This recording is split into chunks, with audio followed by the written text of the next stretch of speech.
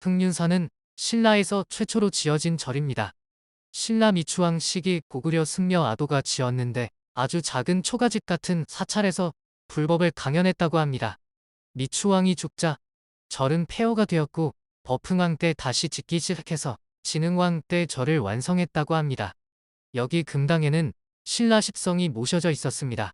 흑륜사 신라 십성은 마치 유교의 문묘에 배양된 동방 18연을 연상시키기도 합니다.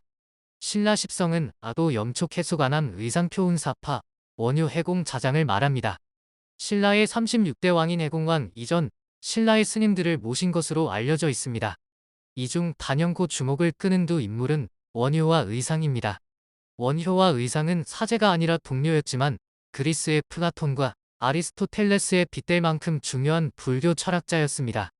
두 승려가 활동한 시기는 신라가 삼국을 통일하는 과정이었습니다.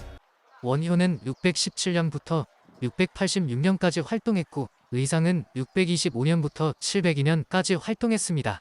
신라의 삼국 통일 이후 고구려와 백제의 불교는 신라로 통합되었고 원효와 의상의 사유와 철학이 통일 신라와 고려를 거쳐 조선까지 이어졌다고 볼 수도 있습니다. 원효의 삶에서 가장 유명한 일화는 일체유심조의 깨달음입니다. 원효는 의상과 함께 650년 34세와 661년 45세 때 두 번에 걸쳐 당나라 유학을 시도합니다. 34세 때는 요동에서 고구려 국경수비대에 막혀 뜻을 이루지 못합니다. 두 번째 당나라 유학길에서 원효는 의상과 당항성 근처에서 잠이 듭니다. 잠결에 목이 말라 바가지에 담긴 물을 마셨는데 시원하고 아주 달았습니다. 그런데 아침에 깨어보니 바가지에 물이 아닌 해골 바가지에 더러운 물이 담겨 있었습니다. 일체유심조란 모든 것은 오직 마음이 만들어낸다는 뜻입니다. 달을 보고 슬펐다면 달이라는 자연에서 슬픔이 건너온 것이 아니라 내 마음에서 슬픔이 비롯되었다는 의미입니다. 마음이 바로 선다면 어디서든 행복할 수도 불행할 수도 있다는 것이 일체유심조입니다. 원효는 이 깨달음을 얻은 후 방 유학길을 포기하고 의상은 당으로 유학합니다. 661년 당에 도착한 의상은 중국에서 화엄종을 공부합니다. 화엄종은 화엄경을 소의 경전으로 하는 불교 종파입니다. 중국 화엄종은 중국 이대 조사인 지엄에 의해서 기틀이 잡혔습니다. 의상은 지엄의 문화에서 화엄의 이치를 깨닫습니다.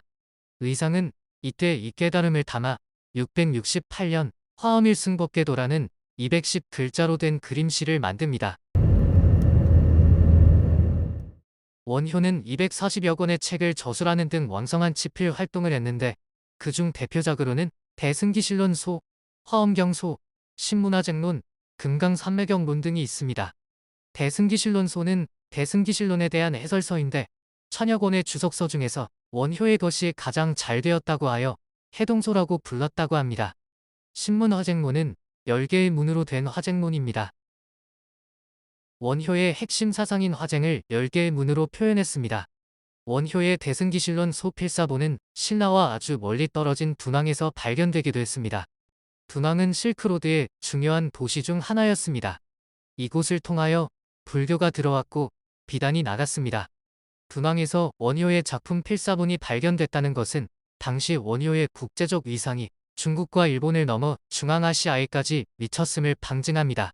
또한 신문화쟁론은 인도에 번역되었으며 중국의 학자들은 원효의 저술에서 인용을 많이 했다고 합니다. 일본 교토의 산속에는 고산사라는 작은 절이 있습니다. 여기에는 우리나라에 현재 없는 원효와 의상의 초상화가 있습니다. 14에서 15세기에 그려진 그림으로 알려졌는데 그만큼 원효와 의상의 철학이 시간과 공간을 초월해 오랫동안 영향을 미쳤음을 알 수 있습니다. 원효는 인간사에서 화와 쟁의 이면성을 인정하면서 이 둘이 불이라는 것을 깨달음으로써 쟁과 화를 동화시켜 나가는 원리를 제시합니다.